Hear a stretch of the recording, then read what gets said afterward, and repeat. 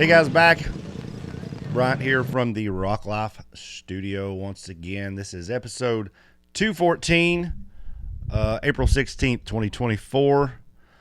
Dan is back with us once again. How we doing? What's going on? Man, it has been, well, we record this on Tuesday nights, and so me and you both have Mondays on Monday, usually, Yeah, and Tuesday. yeah, So it's it's been status quo. It was Monday. We there was some good news come out of today, but we'll talk about that in a minute.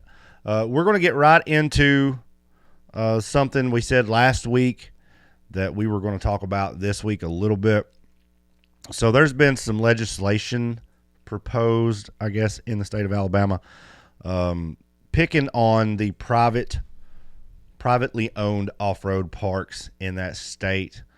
And we felt like we needed to talk about that just a little bit because, one, we race down there at some privately held parks, so that's important to us. And one of the parks that they're picking on is one where we've got a race coming up this fall. right.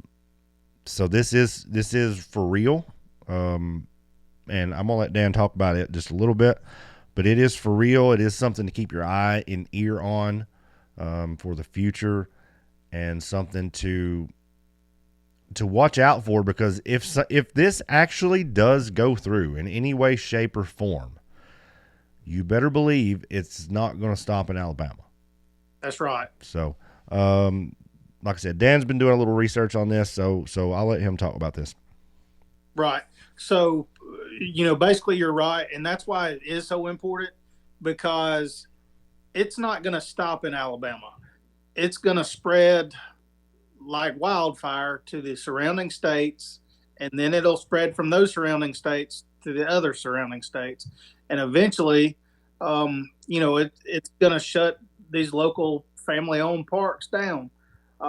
So basically, what happened was a senator named Andrew Jones has proposed Senate Bill 254 to the state legislative.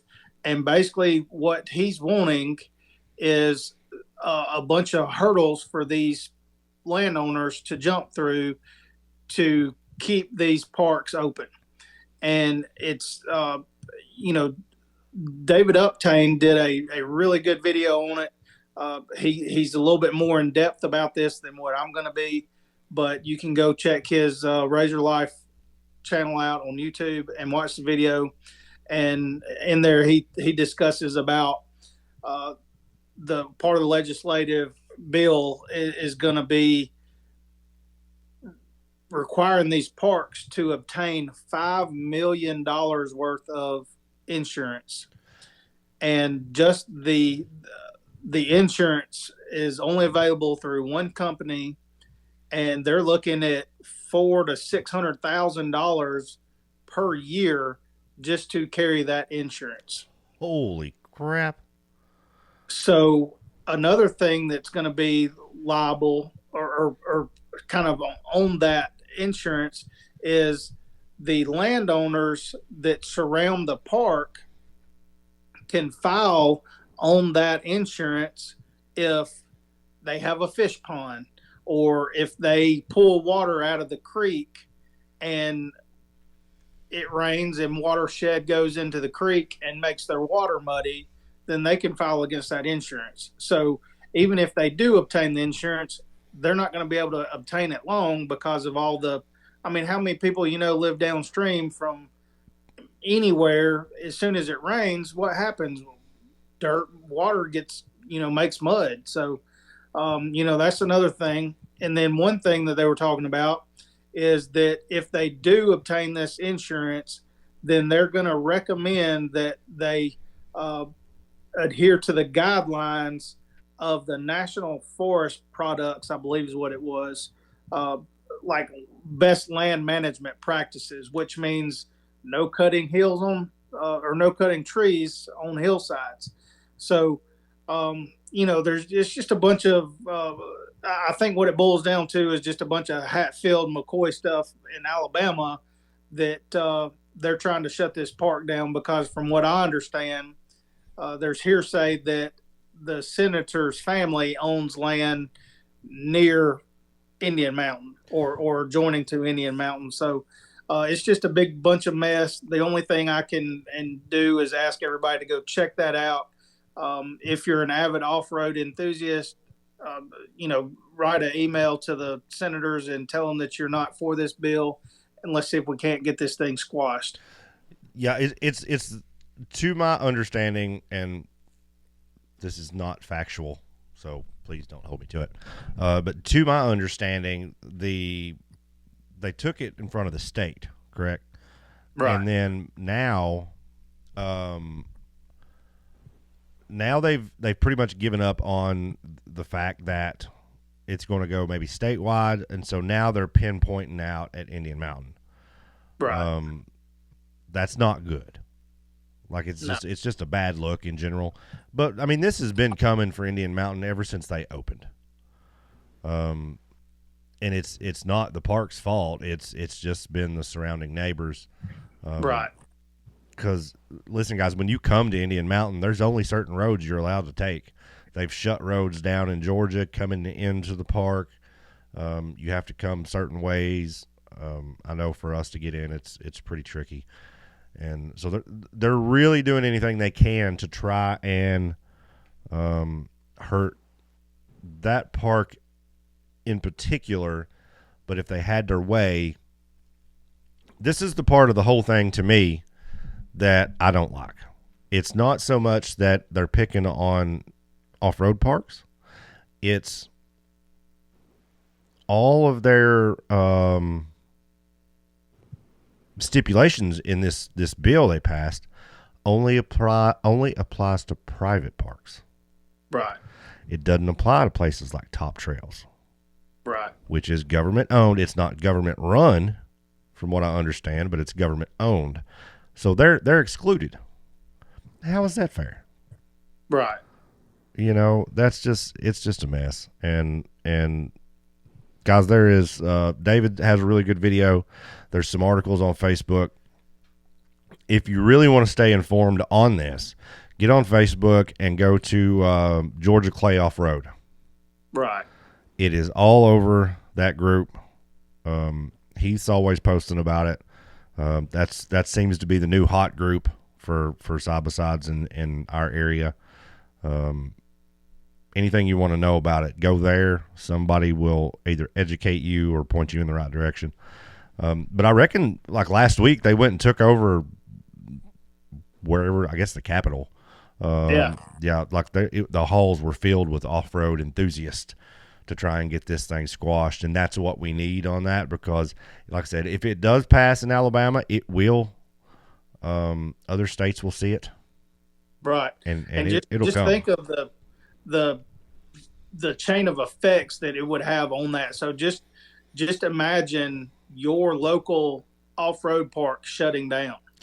Well, that's even here. Here where I live, we everybody that's listening is going to know it as Picket. I never started calling it Picket until the last 4 or 5 years. It's always been something different to us, but the out-of-towners call it Picket, so that's what we've started calling it now. It's all private. All the land here that we ride is all private. It's not a park. I say it's all private. 90% of it is on private land. 10% of it is on government land. Just so happens that there's some really nice overlooks and places to go on that government land. But there was some campgrounds moved in just down the way. And I've said this entire time, I was like, we're going to get shut down. Like this was all good and fine, but now we've got people in here trying to, they're trying to capitalize on it, but what they're doing is making a mess. Right. And they're going to get it shut down. And we went through a little spat a couple years ago where we thought our little riding place was going to get shut down. Right. And that was scary to me, like just because of our local economy.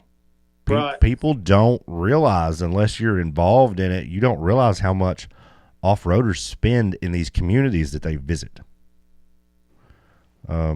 You come through our town any Friday night, Saturday night, you go to any restaurant, there's trucks with razors and trailer, at all the restaurants. They come to my shop, they go to Walmart, they got to get gas.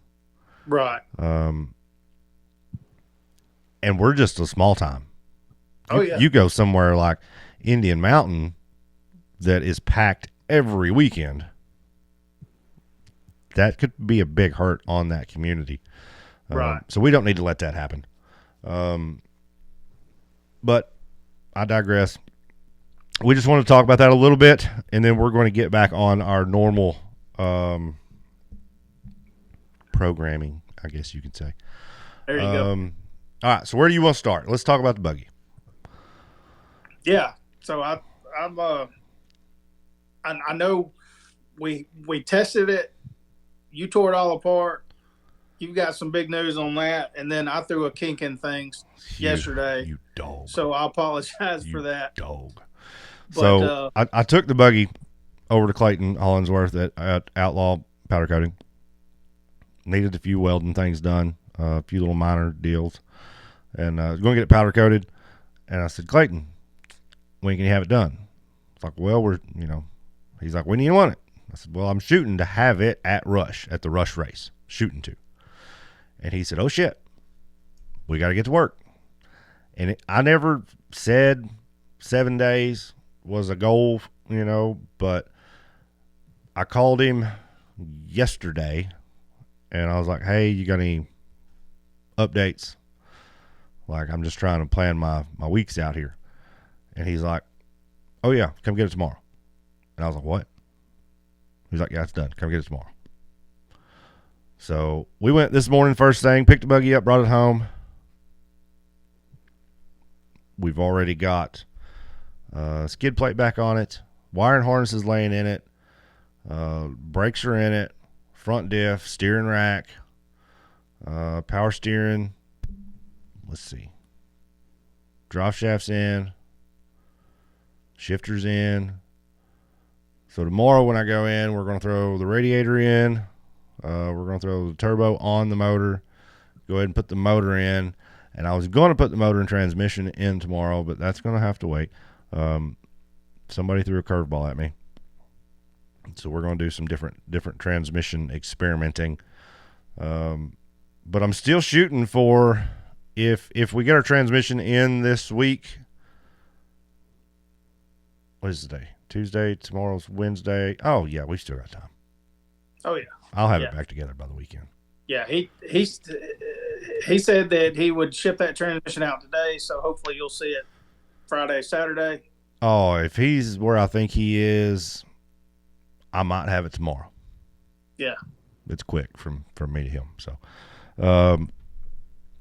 we'll have that hopefully wrapped back up, and then we can take it and get that thing wrapped up.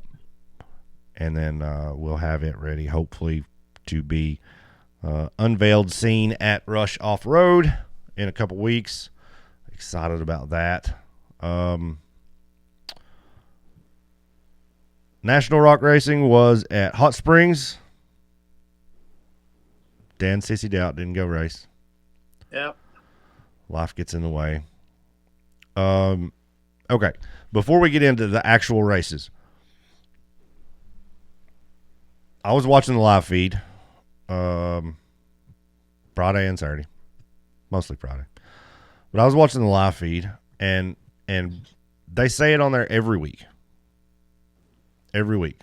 These hills are much worse than they are on camera, or than they appear on camera. Right. Okay, I've been to Hot Springs, but I've not. The year I went, we raced different hills. Okay, try your best to explain those hills that they're running this weekend. Because there wasn't a lot of carnage. There's not a lot of, there wasn't a lot of flipping and tumbling and breaking and things like, that we usually see. Right. But everybody I talked to kept talking about how steep those hills are. Right.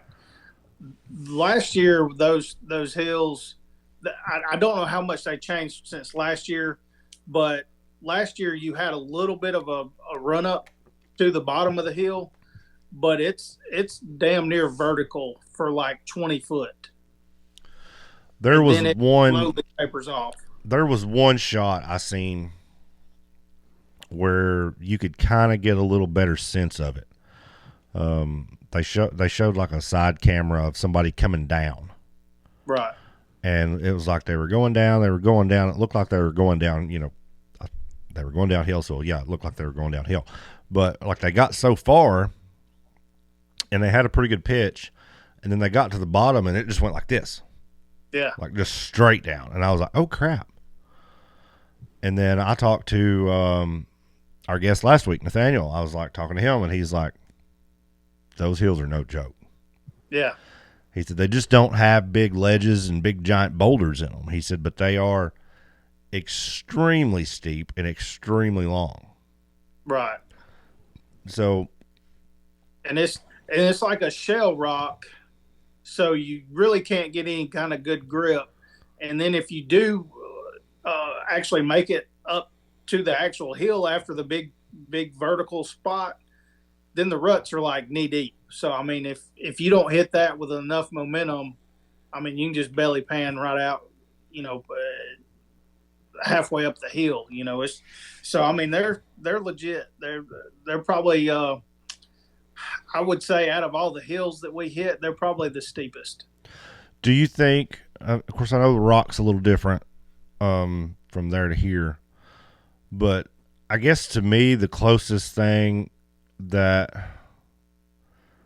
I could compare them to would the old hills at Windrock and them bring any resemblance to each other? Oh yeah. You know what I mean? I feel like the bottom at Hot Springs is probably more steep than the bottom at Windrock. Right. But it's just a long, just straight up. Yeah. Yeah, I would say either Windrock or Rush would be comparable. Like the backside at Rush, like the steepness of it. Yeah. I mean, Not to get off topic, I seen, and I need to reach out and we'll reach out to Clyde in the meantime. And I seen a post on Facebook from Joey Beck, Pro Rock. Did you see this? Do you know? Do you know where I'm talking? I did. Some OG hills. I wonder where we're racing. So the video that Joey put out were the Pro Rock hills, the old Pro Rock hills, on the front side. That's kind of what I thought. So I wonder if that's for the Pro Rock portion of that event. I'm guessing that it would be, because he did make mention that there was not going to be any endurance racing, but there was going to be some hill climb stuff for, I guess, buggies and even like woods buggies. Oh, that could be interesting. So this will be interesting. Well, I'm curious on what's going to happen at Rush when we get there. And I didn't mean to get off track. I just no. I mean, that event's coming up, and I'm glad you mentioned that, because if you do not have tickets now and you are going to spectate, you need to get your tickets now. Yeah, I have been there in the parking lot and seen and heard horror stories of people who drove 3 hours and got turned away at the gate. Mm-hmm. So if you've not got tickets, this is not one of those parks you want to chance on showing up and buying your tickets at the gate. Get online, get your tickets bought. I do not want to have to get on here after the Rush race and go, I told you so. Right. Get your tickets. And this is not a sales pitch. We went 4 years in a row and it was sold out. Mm-hmm. So, yeah, I'll be willing to bet that it will be sold out, because it always is. I think it will be too. The only thing that might hurt us is they're having another big event like just a couple weeks later. Mm-hmm. So that's kind of, but this is the anniversary bash, so Right. I think it'll be a big time. Oh yeah, it's always a good time. Back to Hot Springs. Friday, the brothers Kaysen Cody took stock class. Clay in the Unlimited Cup class. Them boys are fast. Oh yeah, a lot of power. A lot of power. And I mean, hey, they can wheel. But them two boys took the Cup class. Our boy Braden had 2 flat tires, one on each run. Not the weekend that he would have wanted. I think he ended up like 7th place. Still 3rd in points after a bad run like that. So I'm trying to convince them to revert back. They've still got his Turbo Razor from last year.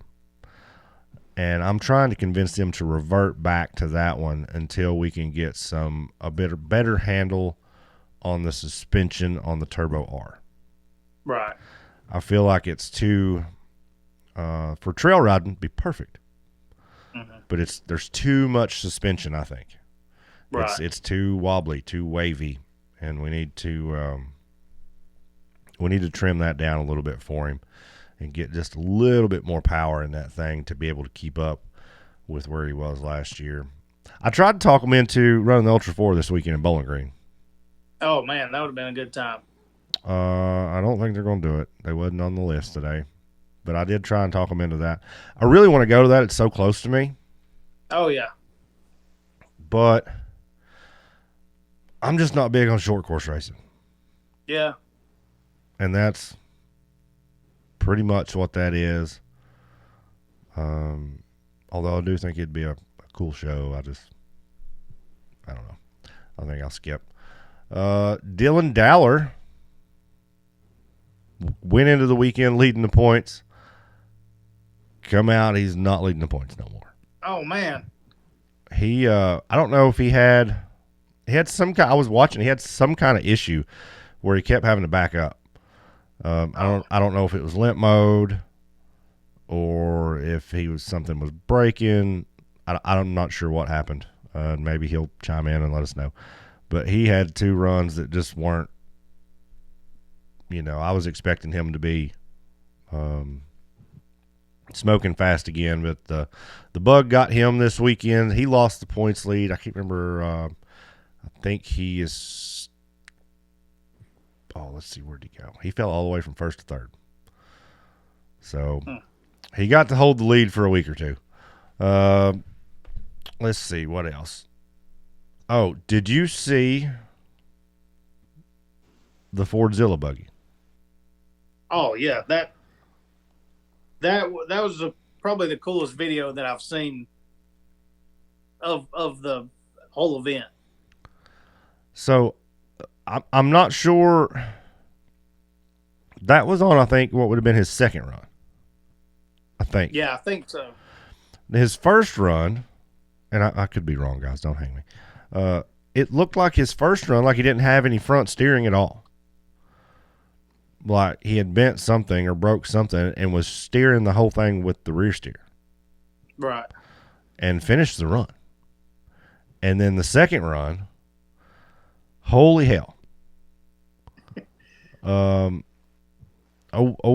Mike Garski sent me the video, and with their blessing, I'll post that on the YouTube version of this in the podcast here. Dude, that's just, I don't know. Yeah. It was kind of like last year when you rolled off the damn hill, and just put her back in gear and sent her out the top. Only he done it with 1,000 horsepower. Yeah. Nick's a hell of a wheel man, but man, I don't know. Like it almost looked like he was gonna make it, and then like bicycled, and then it just flopped over. Yeah, I don't know if he was still having trouble. I guess it was with the the steering, and I'm pretty sure that was him that had trouble with the front steering on hill one. Like I said, caught bits and pieces of it. I watched as much as I could. But dude, that was probably, like I said, that was probably one of the most impressive things I've seen in a minute. Definitely the coolest thing that happened down there. It stinks when you go to an event like that, and listen, I never want people to wreck. But let's face it, it's just like NASCAR. If nobody ever wrecked, nobody'd come to the races. Right. You know, people come for the carnage, and that's one of those places. Like it's good to go. It seems uneventful because there wasn't a whole lot of carnage. But you need one of those races every now and again. Yeah. You know, most people got to drive it back on the trailer. You know, not like at Wildcat a couple weeks ago when we lost the first 4 UTVs that went. Right. You know, they just kept breaking. But so we need some more of them laid back events every now and again. That was it for a while. I have a feeling Rush is going to be rowdy. Yeah, I agree. Hopefully, like I said, we'll have the new buggy there. So come by and check it out. Probably not going to race it, but it will be there. We need to get some testing done before we put it into competition mode. There you go. But it'll be there. I'm real proud of it, guys. I know we talk about it every week, and you probably get tired of listening to it, but we're proud of it, and so we're going to keep talking about the damn thing. All right, that's pretty much it from Hot Springs. I almost called it Hog Pride. Yeah. So every week we do an on the hook, or after every race we do an on the hook, and you know we've tried to do the little segment like. You know, the good and the bad. We've talked about it a couple times on here, and we never could come up with a name for it. So I think what we're going to do, or what I want to do, is we've got on the hook. That's, you know, somebody who wrecked or tore up or didn't have a good weekend. I think we're just going to do the other one out the top. Yeah. And that's going to be our somebody who done really well this weekend. So, my nomination for our out the top driver for the weekend is going to be our buddy Matt Myrick from Busted Knuckle Offroad. He took several years off of racing, got a new buggy, plagued with issues, broke steering knuckles, turned over, basically laid it over on its side, and all of his ORB suspension crumbled up and fell off the damn buggy. And then this week, top 5. Yeah. I mean, congratulations. Because that's a feat. That's a feat. Especially after being gone. I can't remember what year the last year it was he raced, but it's probably been. I'd be willing to say it was like 3 or 4 years off. I'm going to say it's been 4 years since he run. Probably pre-COVID. Yeah. So to be out of the game that long and just 3 weeks back in, get you a top 5. So I think he's our out the top guy. He's our good guy for the week. Our on the hook. So we just talked about this. There's not a whole lot of carnage. I don't know if Toolman had to carry anybody out of there or if anybody left on the hook. Actually left on the hook. Didn't see any of that. Yeah, I don't know. Even speaking of that, even Matt Holt posted that his old girl did good this weekend. So, you know, he didn't get on the hook. So that's there probably wasn't always that many. If Matt Holt didn't get on the hook, it had to have been a pretty good weekend. So me and Dan kind of talking about this. We're going to give our on the hook this week to our old buddy DC Thompson. Not because he wrecked, but on Friday Now, this is from what I'm being told. I've not spoken to DC. On Friday, something broke. Transmission, axle, I don't know what. Something broke in rear end. He loaded up, took the buggy back to Memphis, fixed it, and then drove back to Arkansas and finished 4th for Bounty. Yeah. So, DC, you didn't suck this weekend, but you still are on the hook winner for episode 214. Anything else before we get into the rundown? Yeah, we'll do it. All right. Here we go. We'll do the rundown for round 3 of the National Rock Racing Association from Hot Springs. Is it Hot Springs Off-Road? Is it just Hot Springs Off-Road Park? Is that what it's called? I just call it Off-Road, Hot Springs. Hot Springs. And until recently, I did not know that was what they used to call the Superlift ATV Park or Superlift Park. Really? Yeah. Oh, I didn't know that either. All right, so here we go. Round 3 NRRA, Hot Springs Off-Road. Where you want to start? Let's do the VIN. VIN class winner, Don Curtis. Again? Got the win. Shoot, yeah, Don. Way That's to go. 2 in a row. Don Curtis got the win. Charles Chris in 2nd, and Justin Hoback in 3rd place. Now what you got? UTV Cup. Oh, Cup class. Clay Kaysen was your winner. Timmy Cameron in 2nd, and Super Cooper Bentley in 3rd place. For your season in Cup, we did have a shakeup. Timmy is now your leader with 277 points. Clay is in 2nd with 270, and Dylan Dowler fell all the way to 3rd with 259 points. How about that Rock Life Off-Road UTV stock class? Stock class. This is the other half of the Brothers Kaysen CNC Racing. Cody Kaysen took the win with Brandon Davis in 2nd, and Oak Coots redeemed himself from Wildcat. Adam Coots in 3rd. For the season, Cody is your leader with 287 points. So 1 point behind him with 286 is Brandon Davis. Braden is in 3rd with 242, tied with Scotty Harton. What about UTV Bounty? Bounty, Casey Howe was your winner. Clint Strain in 2nd, and Madison King in 3rd.